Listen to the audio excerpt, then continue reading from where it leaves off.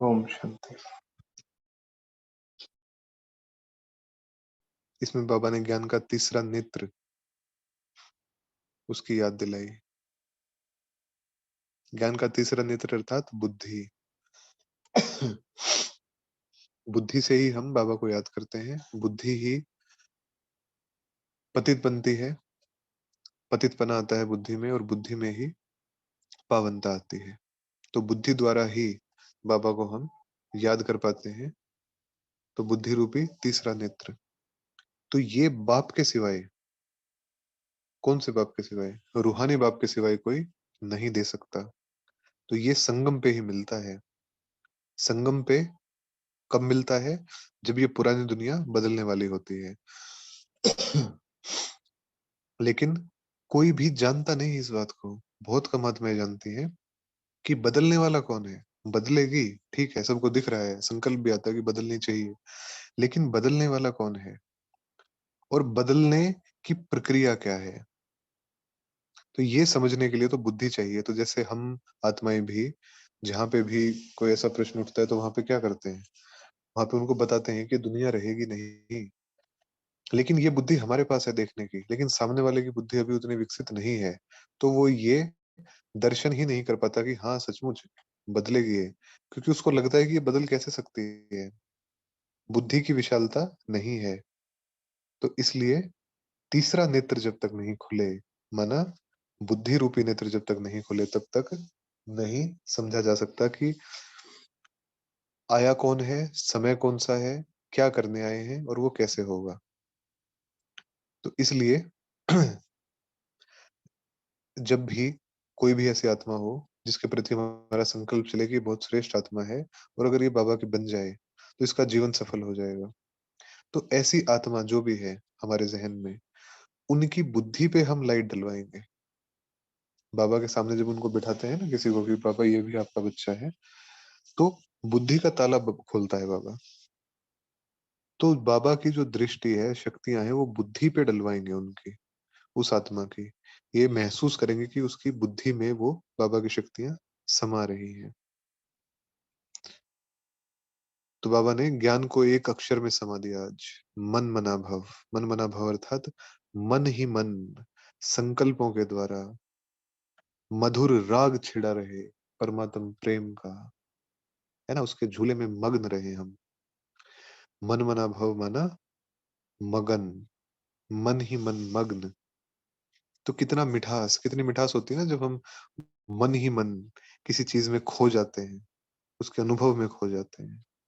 कितना कितना मीठा अनुभव होता है, कितना गहरा अनुभव होता है। और यहाँ पे तो करना ही केवल सिंपल सी चीज है, आत्मा समझ के खुद को बाप को याद करना है। अर्थात खुद को आत्मा समझ के देह से अलग, धरती से अलग। अब जब धरती से अलग हो गए तो हमें पता है कि ऊपर कुछ है ही नहीं। ऊपर तो केवल बाबा है और कुछ भी नहीं है। तो अभ्यास कितना करना है? देह से अलग होना है और धरती से अलग होना है, बस इतना अभ्यास है। ऊपर तो बाबा ही है और कोई नहीं है। तो ऊपर तो जाना ही है, लेकिन जाने से पहले नीचे छोड़ के क्या जा रहे हैं? क्या छूट गया? उसका चिंतन थोड़ा सा। तो इसलिए अपने को आत्मा समझ बाप को याद करना है। शांति धाम और सुख धाम का रास्ता अब बाप से मिलता है, बाबा अब देते हैं। तो कितनी खुशी का समय है ना, जो अब मिलता है हमें, कितनी खुशी का समय है। और खुशी जैसी कोई खुराक नहीं।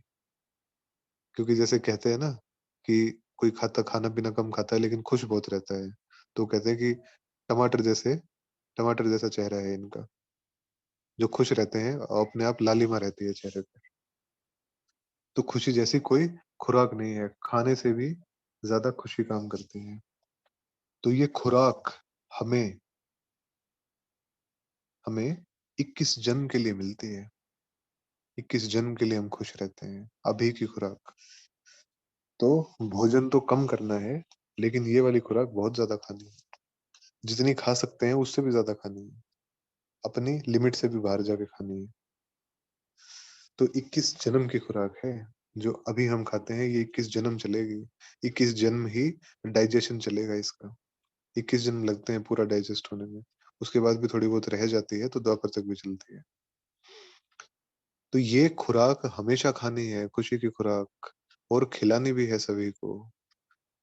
बाबा ने तो यहाँ तक कहा कि 1-2 की ज़बरदस्त खातिरी करनी है, खुशी से, कि हमारी खुशी इतनी हो कि सामने वाला भी खुश हो जाए, देख के, इतनी खुशी। और सच्ची खुशी क्या है? सच्ची खुशी क्या है? बाबा का परिचय देना आत्माओं को। भटके हुए हैं इतने जन्मों के, भटके हुए हैं, अनेकों युक्तियाँ अपना चुके हैं भगवान से मिलने की, उसका प्यार पाने की, उसके नज़दीक जाने की। तो उनको परिचय दे देना, उनको मुक्ति और जीवन मुक्ति की तरफ आगे बढ़ा देना, ये है सच्ची खुश खैराफत। सच्ची खुशी तो यही है। सच्चा सुकून तो इसी में मिलता है, किसी भटके हुए को रास्ता दिखा दिया। सच्चा सुकून तो इसी में है। तो कितनी ऊँची खुराक मिलती है हम सभी को। अतीन्द्रिय सुख पूछना हो तो किससे पूछो? गोप गोपियों से। और गोप गोपियों को भी छोड़ दो। किससे पूछो? हमसे पूछो। हम बताएँगे। अतीन्द्रिय सुख पूछना हो तो हमसे पूछो। तो कितनी बड़ी, कितनी ऊँची खैरात मिलती है सतयुग की, जीवन मुक्ति की, पावन दुनिया की, पावन संबंध की, पावन वृत्ति की, पावन महसूसता की, पवित्रता की महसूसता कितनी खुशी देने वाली है ना? ऐसी पावन दुनिया, कैसी पावन दुनिया, जहाँ पे संबंधों में भी इतना सुख होगा। शब्दों की दरकार नहीं, नैनो ही नैनो में चल रहा है सब कुछ। इतनी एकता, इतनी समरसता, इतना स्नेह का भाव, इतने अपनेपन का भाव, परिवार की फीलिंग, दैवी परिवार, उसकी फीलिंग। तो ऐसी दुनिया कौन छीन लेता है ये? मिली थी ना हमें ऐसी दुनिया, याद आता है ना हम सभी को? ऐसी दुनिया हमें मिली थी, लेकिन किसने छीन लिया? फिर आया देह अभिमान रूपी रावण, उसने छीन लिया। समय अनुसार वो होना ही है, लेकिन वो समय भी बीत गया।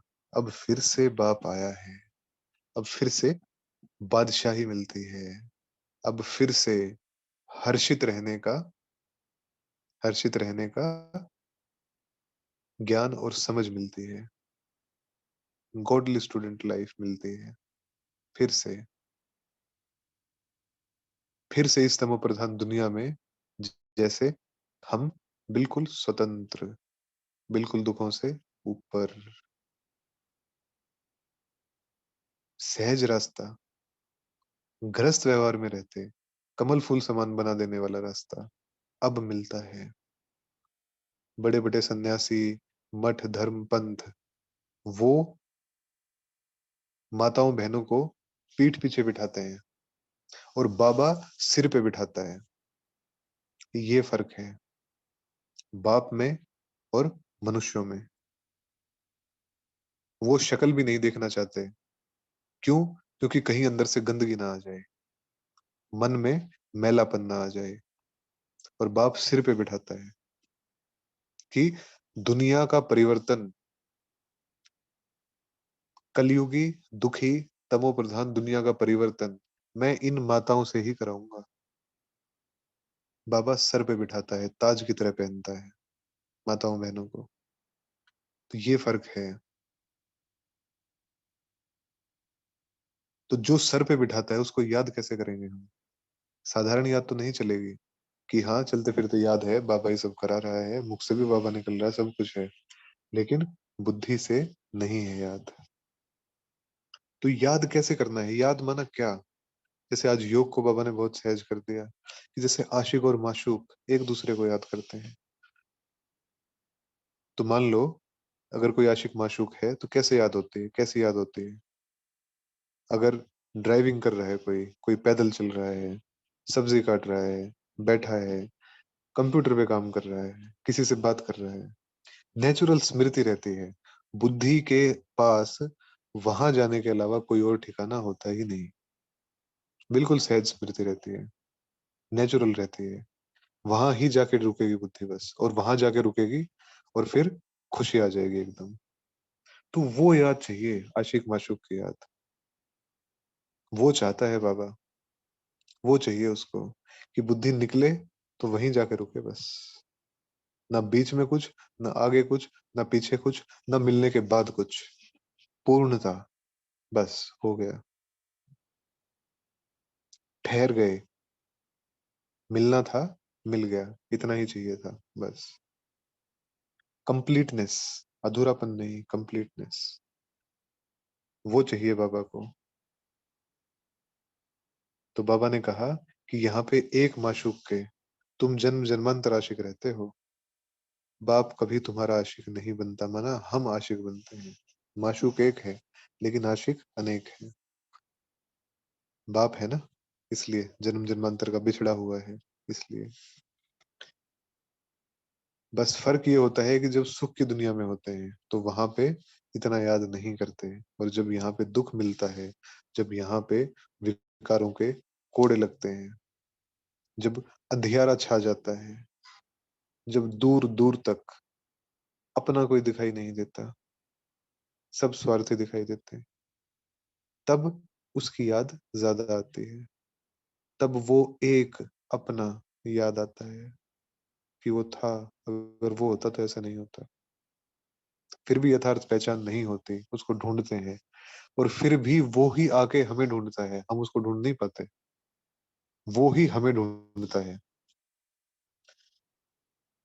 किसी को किसी रूप में और किसी को किसी रूप में। तो जब वो मिल गया, तो उसके बाद, जब हम मिल गए तो उसके बाद केवल एक चीज रहती है करने के लिए, बहुत प्यार और स्नेह से याद करना है उसको। मतलब ड्यूटी समझ के नहीं, कि बाबा ने अमृत वेले बोल दिया अमृत वेला करना है तो ड्यूटी समझ के हम लगे हुए हैं कि बैठेंगे और ये करेंगे, नहीं। उस स्नेह प्यार से, उसको जान के पहचान के, वो ऐसा है। और अमृत वेले क्यों? क्योंकि ये हमारा प्राइवेट टाइम है। वो कोई नियम नहीं है, अमृत वेला नियम नहीं है। नियम नहीं समझना उसको कि वो नियम है और नियम पूरा करना है। अमृत वेला माना प्राइवेट टाइम, किसके साथ? अपने माशूक के साथ, अपने हम नवा के साथ, अपने हम सफर के साथ। वो टाइम प्राइवेट टाइम है, तो प्राइवेट टाइम स्पेंड करना है ना उसके साथ। तो अमृत वेला नियम नहीं है। उससे, उसके साथ रहने का, साथ की महसूसता का, गहरी गहरी बातें करने का, कर्तव्य पूर्ण करने के लिए रणनीतियां बनाने का, दिल की बातें करने का टाइम, प्राइवेट टाइम है हमारा भगवान के साथ, अपने माशूक के साथ। और या वो समय बीतेगा कहाँ पे? वो समय बीतेगा शांति धाम में, और उसके बाद बाबा को ही लेके उतरेंगे सुख धाम में। फिर बाबा दिखाएगा कि देखो सोने वाले लाडलो, आपको ये गद्दी देते हैं हम, आपको ऐसा बनाते हैं हम, विश्व का मालिक। तो उठिए और क्या कीजिए, गले लग जाइए बस बाबा के जाके, इतना ही करना है। बहुत विस्तृत चर्चाएं होती हैं अमृत वेला को लेकर, अमृत वेले में क्या करें, अमृत वेले में क्या करें। अमृत वेले में उठ के बाबा के गले लग जाओ बस, इतना ही करना है। लगने के बाद फिर तो वो संभाल लेगा, फिर तो चिंतन भी चलेगा, फिर तो स्वरूप भी याद आएंगे, फिर तो शांति भी महसूस होगी, सब होगा। बस पहुंच जाए एक बार उसके पास। तो पहुंचना है, इतना ही हमें करना है, बाकी तो वो अपने आप कर लेगा। क्योंकि पूरी रीति वो सिखाने आया है। बाबा ने ये नहीं कहा कि तुम चलो, बाबा ने कहा कि मैं तुम्हें ले जाऊंगा, और ऐसा बना कर ले जाऊंगा। तो जिम्मेदारी तो बाबा ने हमें दी ही नहीं, अपने ऊपर ही ले रखी है उसने तो हम भी बिल्कुल लाइट।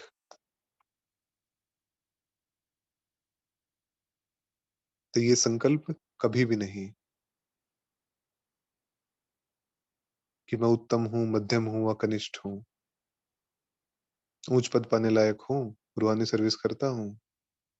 तो इन सब क्वेश्चन मार्क्स के जवाब हैं हाँ। मैं उत्तम हूँ, हाँ। ऊँच पद पाने लायक हूँ, बिल्कुल मैं ही हूँ। बाकी सब भी हैं, लेकिन मैं ही हूँ।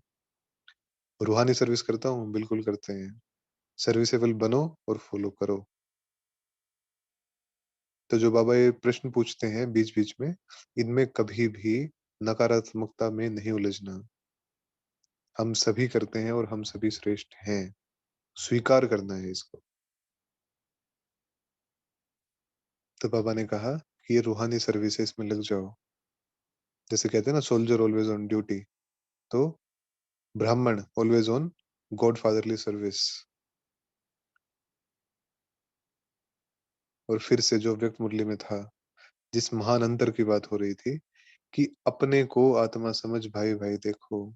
अर्थात जो ये भान है, ये अर्ध सत्य का भान, इस भान में नहीं आना। क्योंकि जो जो महसूस करती है वो बिंदी है, वो आत्मा है, वो ज्योति बिंदु महसूस करती है। जो बोलती है वो आत्मा बोलती है। जो गहराई से किसी चीज का अनुभव कर रही है वो आत्मा कर रही है। और हम जिससे बात करते हैं, तो हम मुंह से बात नहीं करते, हम नाक से आंख से बात नहीं करते। हम तो जो अंदर बैठी है बिंदी, उससे बात करते हैं। उसको देख के बात करेंगे।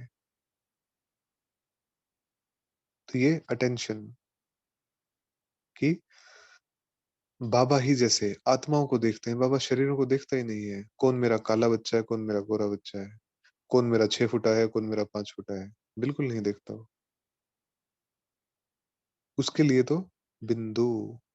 तो जब बाप आत्माओं से बात करते हैं, बाप आत्माओं को ज्ञान देते हैं, बाप आत्माओं को ही देखते हैं, तो हमें भी आत्माओं को ही देखना है।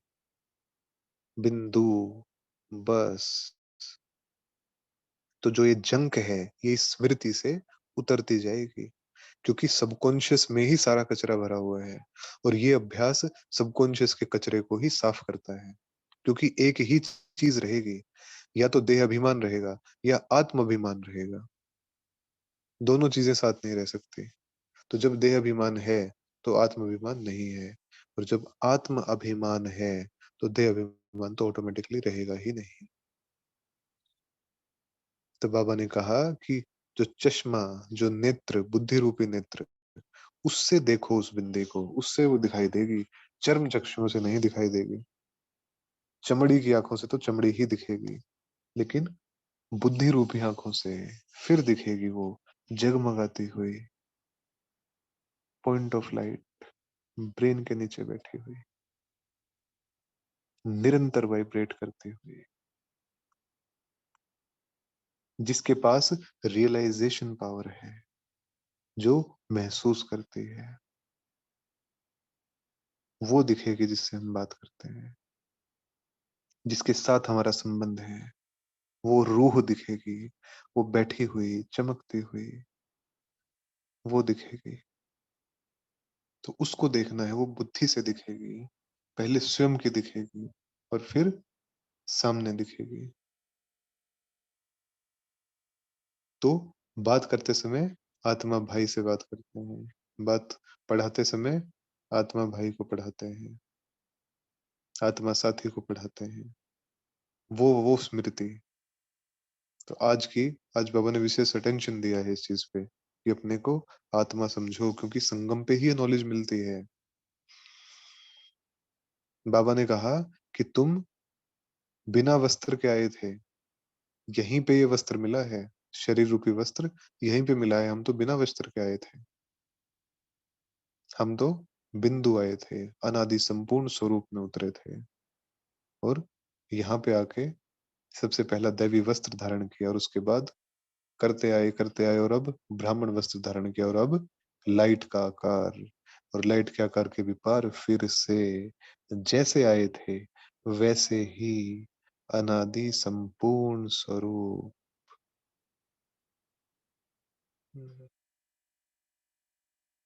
तो बाबा ने कहा कि जब इस स्मृति में रहेंगे, तो कोई उल्टी सुल्टी बात भी बोलेगा तो हम क्या करें उस समय।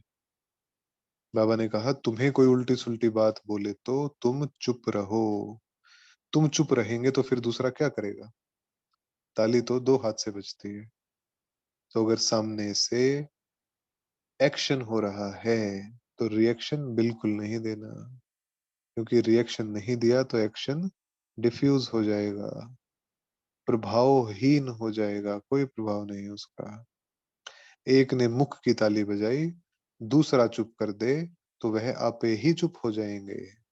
ये हम नहीं कह रहे, ये बाबा ही कह रहे हैं। ताली से, ताली बजने से आवाज हो जाती है। बच्चों को तो एक दो का कल्याण करना है, तो बाबा ने कहा खुशी में रहो, अपने को आत्मा समझ बाबा को याद करो। याद करो अर्थात शरीर से निकलो, धरती से निकलो और बाबा के पास ऊपर। तो जो ये रूहानी यात्रा की टेव है, ये जो आदत है ये डालनी है, ये यात्रा है। यात्रा में माइलस्टोन होते हैं। यात्रा में स्पष्टता नहीं होती कि रोड पे चल रहे हैं या कच्चे रास्ते पे चल रहे हैं, या पानी है या कीचड़ है या पहाड़ है या ऊंचाई है या घुमाव है। अस्पष्टता नहीं रहती। यात्रा माना स्पष्ट। पहला माइलस्टोन ये, दूसरा माइलस्टोन ये, तीसरा माइलस्टोन ये, और उसके बाद डेस्टिनेशन। तो पहला माइलस्टोन क्या है? मैं आत्मा देह से अलग। दूसरा क्या है? देह की दुनिया से अलग। और तीसरा क्या है? देह की दुनिया के ऊपर। और चौथा क्या है? देह की दुनिया से पार, सूक्ष्म लोक में। और पांचवा क्या है? सूक्ष्म लोक से भी पार, परम धाम में। और छठा क्या है? परम धाम से अब मैं आ गई सुख धाम में। तो ये माइलस्टोन है, ये यात्रा है। इस यात्रा को हमें समझना है। हमें योग में ऐसे नहीं जाना कि योग माना अब बहुत मेहनत का काम है, अब बैठेंगे और पूरी तैयारी के साथ सारे बम तोप गोले लेके और अब पता नहीं क्या करना है। ऐसा नहीं, बहुत इजी। अब बैठेंगे, सफर पे चलेंगे, घूमने चलेंगे। कहाँ घूम के आएंगे? तीनों लोकों में घूमेंगे। और उसके बाद फिर आएंगे सृष्टि के बिल्कुल आदि काल में, और आदि से फिर वहां घूमेंगे चारों युगों में। तो योग माना घूमना, बाबा के साथ घूमना, है ना, भगवान के साथ समय बिताना योग। तो योग कोई मेहनत का काम नहीं है। योग तो आनंद, जो मेहनत हम इस सांसारिक दुनिया में कर रहे हैं उससे छूटने का साधन है योग। रिलैक्सेशन का साधन है योग, कि रिलैक्स होने के लिए योग में बैठो। तो मना अब चले, देह से निकले, धरती से निकले बाबा के पास। कितना सुकून। फिर वहां से बाबा ने कहा कि देखो बच्चे, आपको ऐसा बनाते हैं हम। फिर गए, अपनी राजधानी में घुमाए, अपनी राजधानी में पुष्पक विमान में घूमे, अपना पुष्पक विमान खुद बना लिया। ऐसा बनाएंगे हम, ऐसा होगा हमारा पुष्पक विमान। अपना महल डिजाइन कर लिया, ऐसा महल चाहिए बाबा हमें, जैसा जैसा दिखा रहे हैं ना, इससे 10 गुना सुंदर ही देना आप। और हीरे भी डिसाइड कर लीजिए, ये हीरे लगाएंगे इसमें। तो योग माना आनंद, खुशी, मेहनत नहीं। तो बाबा ये कहते हैं कि ये टेव डालनी है, ये आदत डालनी है बुद्धि को। और बुद्धि को आदत कब डलेगी? जब बुद्धि को आनंद आएगा, तब ऑटोमेटिकली बार बार बैठने का मन करेगा। तो बाबा ने कहा कि इसी आदत से तमो प्रधान से सतो प्रधान हम बनेंगे। क्योंकि जब इस स्मृति में बुद्धि रहेगी तो ऑटोमेटिकली ही वृत्तियां परिवर्तन हो जाएंगी, संस्कार अपने आप परिवर्तन होंगे। जहां जिस दुनिया में हम घूम रहे हैं उस दुनिया के संस्कार इमर्ज होंगे। तो जो ये शिक्षा है ना, देह अभिमानी बनने की, ये शिक्षा है देह से अलग होने की, देह की दुनिया को छोड़ने की, परम पिता के पास जाने की, एक ही बार मिलती है। कितना वंडरफुल खेल है, एक ही बार मिलती है और फिर चलती है 5,000 साल। तो अब हमें बिल्कुल स्पष्टता से ध्यान रखना है कि अब वापस चलना है। इसलिए बाबा कहते हैं कि मीठे बच्चों, लाडले बच्चों, ये प्रैक्टिस करो। कौन सी प्रैक्टिस? आत्मा समझने की, पहला पाठ। तो व्यक्त वाणी में भी बाबा ने यही कहा कि पहला पाठ, और साकार में भी यही है कि पहला पाठ। तो बिल्कुल बिंदु, देह से अलग, चमकती हुई, और देखेंगे अपने अपने हड्डियों के ढांचे को कि इसको मैं ज्योति बिंदु आत्मा छोड़ चुकी हूँ, स्व इच्छा से, सोच समझ कर, इसकी सच्चाई को यथार्थ रूप में देखकर, जानकर, इससे बिल्कुल अलग हो गया इसका पार्ट पूरा, और जितना बचा है वो होता रहेगा, लेकिन इसकी स्मृति गायब। और इससे अलग तो जैसे मैं अपने हड्डियों के ढांचे से अलग, ऐसे ही जो ये जितने हड्डियों के ढांचे हैं, इनमें बैठी बैठी ये बिंदु, पॉइंट ऑफ लाइट, ये आत्मा है, ये भी इससे अलग, हमारी पुकार पर इससे अलग बिल्कुल। और जब इससे अलग, तो ये भी बिंदु और हम भी बिंदु, ये भी आत्माएं और हम भी आत्माएं। तो इस धरा पर क्या रहा? आत्माएं और हड्डियों के ढांचे, बस। और फिर इस देह की दुनिया से अलग, ऊपर आकाश में देख रहे हैं इस धरती को, जल है चारों तरफ, बीच में भूभाग है, एक तरफ सूरज है, एक तरफ चांद है, दिन रात का चक्र फिर रहा है, और हम इस चक्र से पार। तो ये अभ्यास, अपने को आत्मा समझ, बार बार देह से निकलने का अभ्यास। मुरली पूरी हो गई है जी। ओम शांति। अगर कोई कुछ, किसी को कोई प्रश्न, तो भी बाबा से वरदान लेंगे हम सभी। बाबा का हाथ सर पे महसूस करते हुए,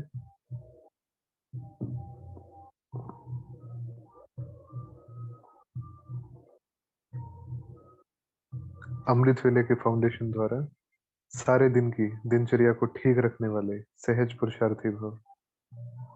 जैसे ट्रेन को पटरी पर खड़ा कर देते हैं तो ऑटोमेटिकली रास्ते पर चलती रहती है, ऐसे ही रोज अमृत वेले याद की लकीर पर खड़े हो जाओ। अमृत वेला ठीक है तो सारा दिन ठीक हो जाएगा। अमृत वेले का फाउंडेशन पक्का है तो सारा दिन स्वतः सहयोग मिलता रहेगा और पुरुषार्थ भी सहज हो जाएगा। जो सदा बाप की याद और श्रीमत की लकीर के अंदर रहने वाली ऐसी सच्ची सीताएं हैं, उनके नस नस में एक राम की स्मृति का आवाज रहता है।